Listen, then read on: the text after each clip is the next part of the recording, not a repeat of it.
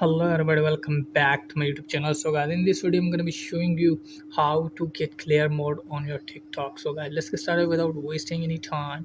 First of all guys, what you need to do is just simply open TikTok, and after that you have to hold on the video, and if the option is available then you can see here, but it's not showing in my account. In case of you it's not showing, then what you need to do is just simply open App Store or Play Store, and then you have to search for TikTok,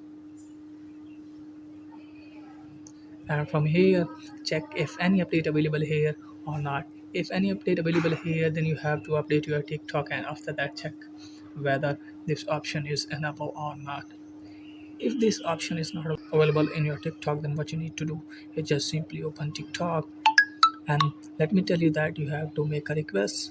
You have to tap on profile, go to three lines, again tap on setting up privacy, then scroll it down. From here you have to tap on report a problem.